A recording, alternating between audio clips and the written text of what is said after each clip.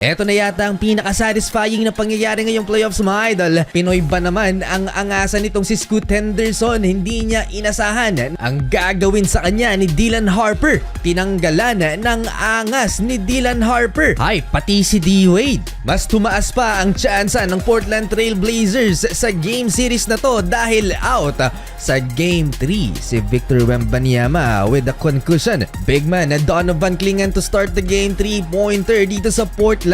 Si Steph Castle naman na nagsimula sa offense ng San Antonio Spurs up fake, easy layup for Steph. Scoot Henderson, nasty move. Naglaho ang depensa ni De'Aaron Fox. Wide open 3 ball. Di naman tumagal sa court si Donovan Clingan. In 3 minutes, nakapagtala kagad siya ng 2 personal fouls. Grabe itong batang si Scoot Henderson mga idol, hindi dinadaga sa playoffs. Mas magaling pa siya dito mga idol sa postseason kesa sa regular season. Pick and roll action mga idol. Danny Avdia to Robert Williams. Highlight. Ito ulit, Scoot Henderson mga idol sa ilalim naman kumuha ng puntos over the 7-footer Luke Cornet. Tumulong pa sa depensa si Stephon Castle. The game still close dahil kay Stephon Castle na naitabla naman ang talaan sa 15. 12 points sa first quarter mga idol ang former Rookie of the Year. Coming off the bench, nagparamdam kaagad si Dylan Harper sa offense ng San Antonio Spurs.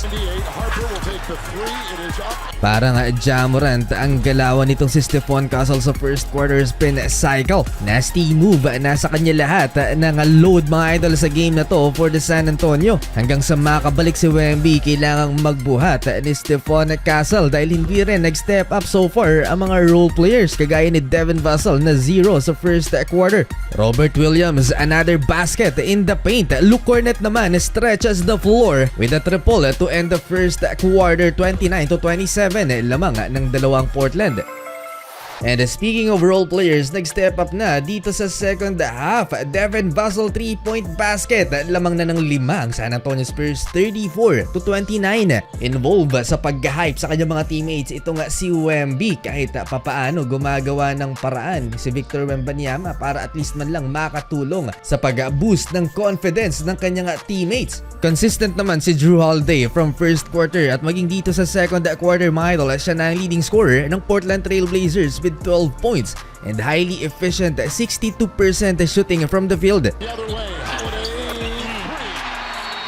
More players getting involved sa offense ng San Antonio Spurs. De'Aaron Fox, mid-range J, lamang pa rin ng Spurs, 6 na. Eto ulit, si Jrue Holiday playing like a superstar. Pull up 3-point jump shot and midi for Jrue Holiday, 17 points and counting. Tahimik si Danny Avdia, 0-for-6 so far in 13 minutes of playing time. Ang all-star ng Portland. Sa goaltending pa ni Carter Bryant, na itala ni Danny Avdia ang kanyang unang field goal. Devin Vassell, 3-pointer, and Scoot Henderson with the counter.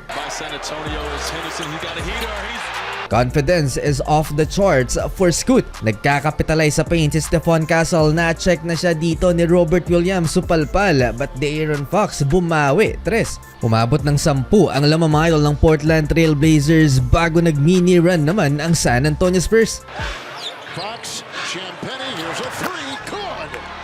Dala ng frustration na technical si De'Aaron Fox nang matawagan siya ng offensive foul kontra kay Danny Avdia. 10 seconds left mga idol bago ang halftime. Jeremy Grant, 3-pointer para muling ibigay ang momentum sa Portland Trail Blazers. And Robert Williams, block kay De'Aaron Fox para tapusin ang first 2 quarters 65-59. Lamang ang home team. 3 block shots for the Time Lord, game changer. Third quarter, Danny Avdia to Donovan Clingan, and Danny again. Pull up 3-pointer, Donovan Clingan returning the favor to Danny with that beautiful screen. Lamang na ng 11 ang Portland Trail Blazers nang sumagot naman si Stephon Castle ng 3-pointer, and Jrue counter triple. Kontrolado ng Portland Trail Blazers ang laban mga idol dahil kay Jrue Holiday na siya ng mga kumakana para sa Portland kung kinakailangan. Eto lang naman yung resume ni Jrue Holiday kumpara sa mga young players ng Portland. Ngayon pa lamang naka-experience ng postseason. Meron pa rin talagang ibubuga ang 2-time NBA champion Jrue Holiday. A big shot again.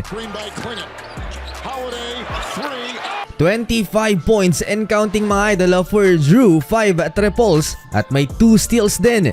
Kailangan na may mag-step up mga idol for San Antonio Spurs at mga rookie pa ang naasahan ni Coach Mitch Johnson.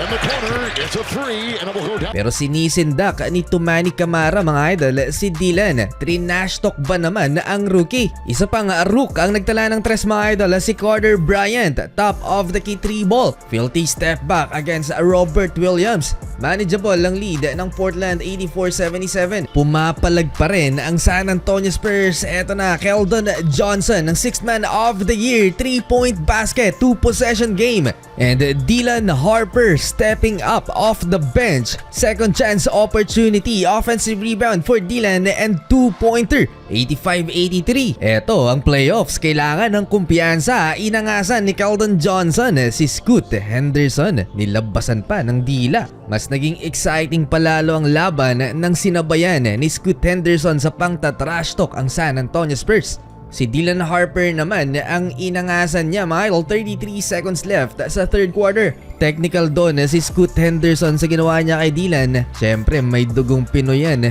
Hindi pwedeng ibuli na lang ng ganon si Dylan. Gumante mga idol ang film guard. Ni-lockdown niya si Scoot sa final possession ng third quarter at inangasan din. 17 points for Harp at lamang na rin ang San Antonio Spurs 88-87.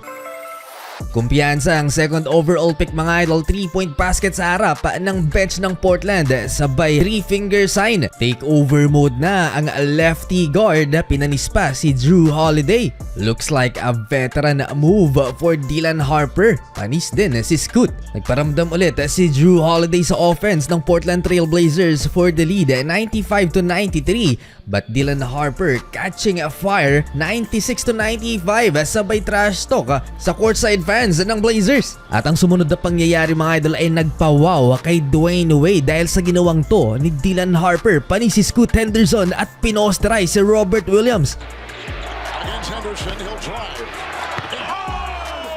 Eto so far ang pinaka-satisfying na pangyayari ngayong playoffs ang mapahiya ni Dylan Harper, ang maangas na player ng Blazers. Tuluyang nag-flip ang momentum in favor of the San Antonio Spurs at ngayon lamang na ng isang dosena ang visiting team. 108-96 last 5 minutes ng fourth quarter. 27 points na rin ang rookie mga idol. 9 out of 11 sa field. 2 minutes lang yan with 4 3-pointers. Kinokontrol na lang ng San Antonio Spurs ang laban down the stretch. Stephon Castle clutch 112-97. So sumandal ang Portland Trail Blazers kay Drew Holiday dahil siya ang may experience. Hindi na nakapag-angas pa si Scoot Henderson. All the momentum ay nasa San Antonio Spurs pa at hindi na nakahabol pa ang Portland. Comeback ang ginawa nitong San Antonio Spurs led by Dylan Harper.